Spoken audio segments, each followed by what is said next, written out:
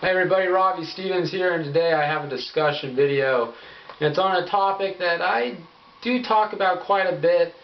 Friends, family, I'll just bring it up, and because again, this is a subject that I feel right now needs to be brought up. That's just my feeling, that right now this is something we should talk about. And what is the topic? Well, if you look at the description of the video, you already know, but I shall say it. Kiss, and the future of Kiss, and what do people feel is going on with Kiss, the band, that to me has a very important legacy in the history of rock and roll music. No matter what you want to say about Kiss, are they a cartoonish band, they're a child's band, you know, that's kid stuff. I've heard people that make videos, they say that, and I laugh at it because they're not understanding the context of Kiss. Numerous musicians cite them as an influence. Kiss was making music at a time when, to me, you didn't have really good the type of hard rock, and also the show.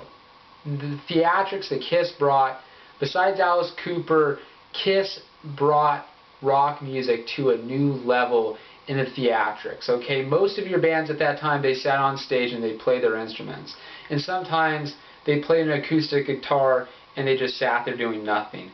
Kiss gave people their money's worth. And that's something I think I've always liked about Kiss. They were the first rock band I got into, and here's some hard rock metal history for DJ Rob the Metal Guy. That's what I call myself on my radio show. But here is Kiss Dressed to Kill.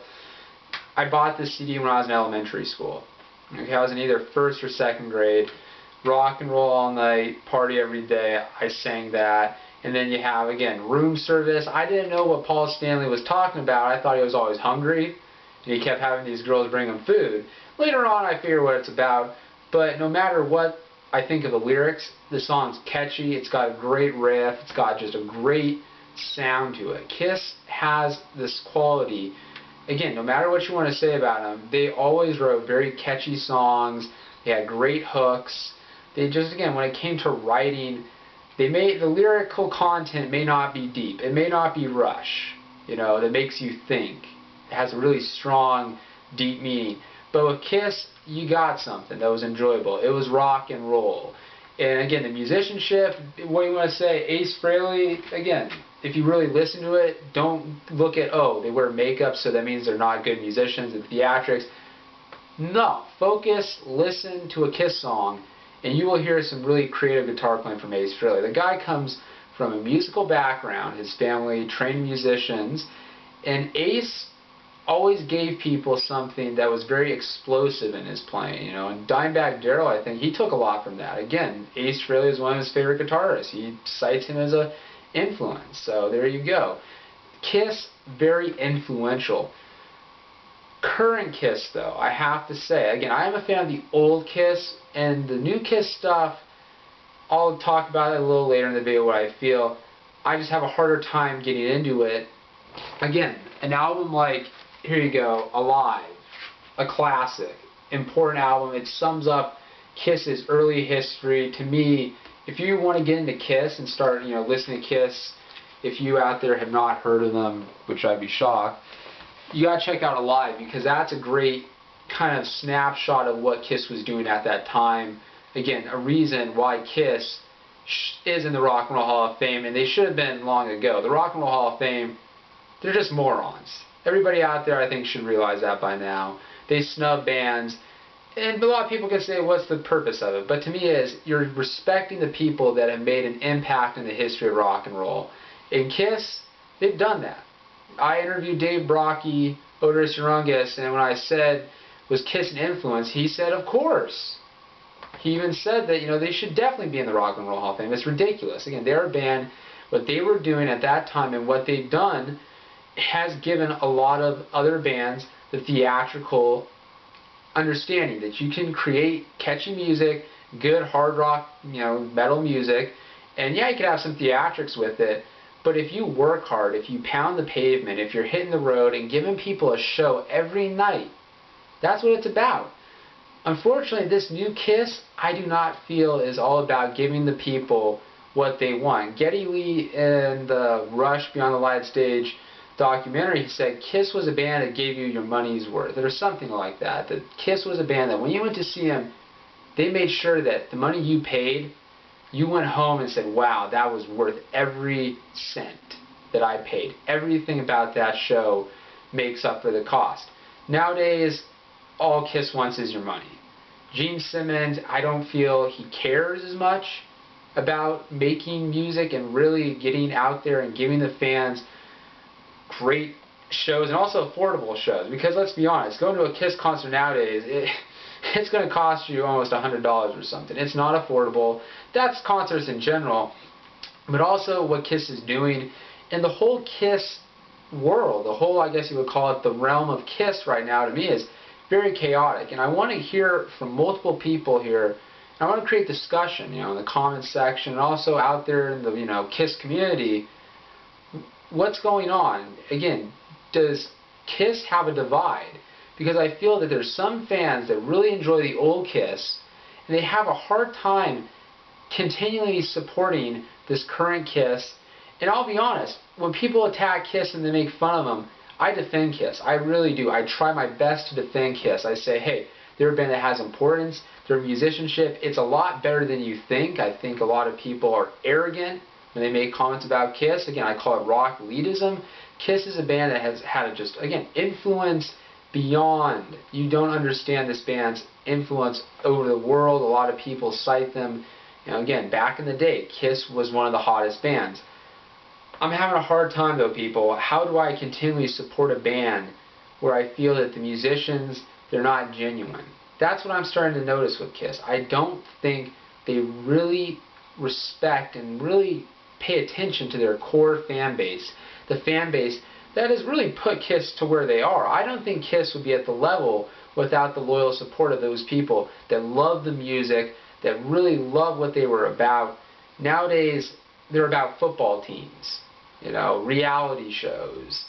Kiss has become, again, they did this in the late 70s period too, and a lot of people had this difficulty to continually support Kiss because their fan base was so loyal.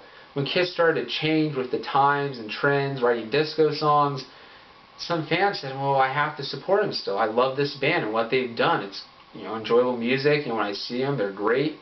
Unfortunately, though, their decisions sometimes, they create a divide. And I really have I want to support Kiss. But when Gene Simmons in interviews just attacks Ace Frehley and Peter Criss like it's no big deal, I don't know how I can support a guy like that. Why would I want to support a band like that?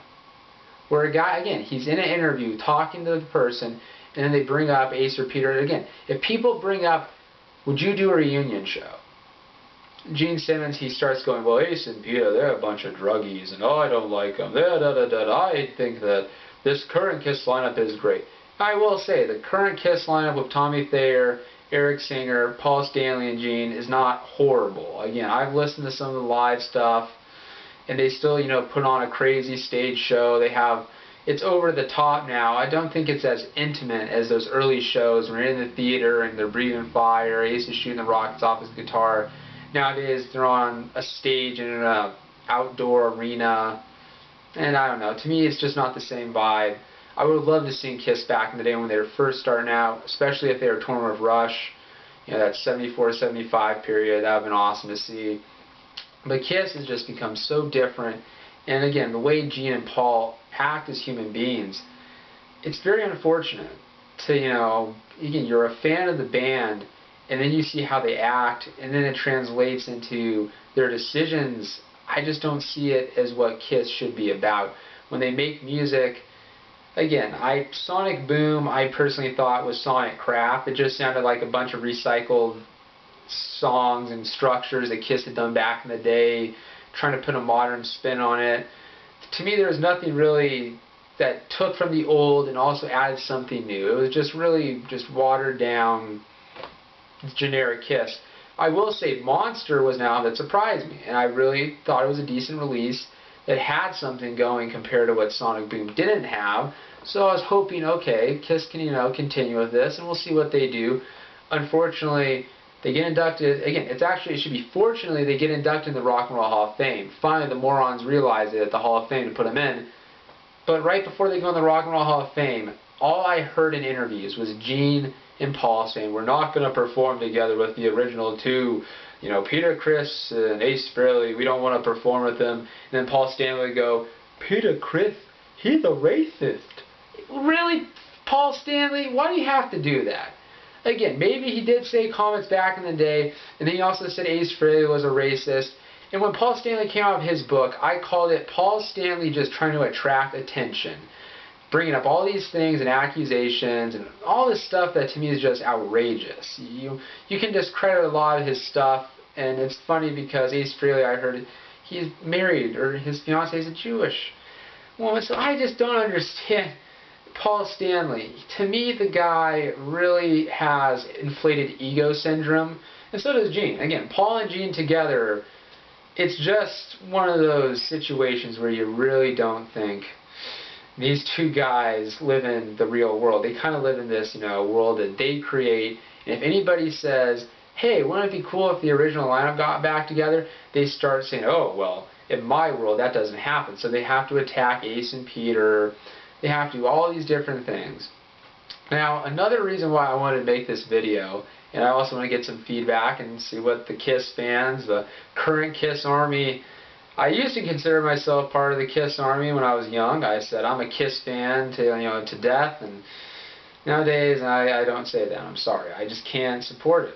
I'm sorry. The current KISS, I have a hard time really getting behind, and especially with a decision like this. So let me get to it. KISS is going to be doing a collaboration with a J-pop band, and they're called Memorial something Z. Memorial Clover Z. Memorial Clover Z. I'm sorry, I don't know how to pronounce it correctly. I'm probably insulting people, looking like an idiot American that can't pronounce it, I'm sorry. I don't listen to J-pop. That's not my stuff. And when I watched this video, I was honestly I was in horror, seeing these old men that looked like washed up transvestites playing with little girls, making it like some epic superhero movie, and to watch it was embarrassing because you think, KISS, is this how you're trying to stay relevant? And I understand people in Japan, they love this stuff. They eat it up. I'm sure KISS is still very popular in Japan, the whole theatrical, and again, Japan has always been very supportive of good hard rock and metal music. We can name off numerous bands that really do owe Japan, credit for giving their careers a boost. Anvil is one of those bands that, again, Japan really gave them something to build momentum off of and help propel them. KISS, I think, is trying to tap into that. Also, I think Gene Simmons, he saw a baby metal video, so he goes, oh, well, this baby metal is very popular. I think I should get on it. We'll find some J-pop band and we'll do a collaboration. And he said, Paul Stanley, you write the music, and there we go. I don't know. I find it to be completely ridiculous. It's just a waste of time. I saw the preview video. I would say you should check it out, but I don't even want to watch it again because it was so utterly trash and ridiculous. It had no real purpose. It just to me was KISS being a joke, and that's what they've become. And unfortunately, I'm sure a lot of people out there say, well, KISS has been a joke for a while. I thought they could maybe put their differences aside and perform once at the Rock and Roll Hall of Fame and say, hey, this is a one-time thing. We're going to be respectful, honorable, and we'll leave our egos at the door. No. Gene and Paul have gone crazy. They're just ridiculous. And that's all I can say. It's unfortunate. I want to hear what people think. Do you think this current KISS lineup has kind of gotten out of control? I don't think. Tommy and Eric are great musicians, and I respect them. And to me, they have no blame. They do nothing when it comes to this. I have nothing against them. It's really Gene and Paul. These are the two guys. I want to know what people think. Should KISS eventually hang it up? According to somebody, I've heard rumors that Gene or Paul made reference that KISS can continue on even if Gene and Paul are out of the band. And that to me is just awkward. So KISS is going to be eternal? No.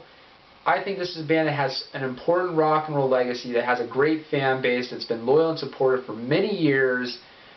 They should find a way to end or make sure that that legacy does not just turn into a complete and utter joke.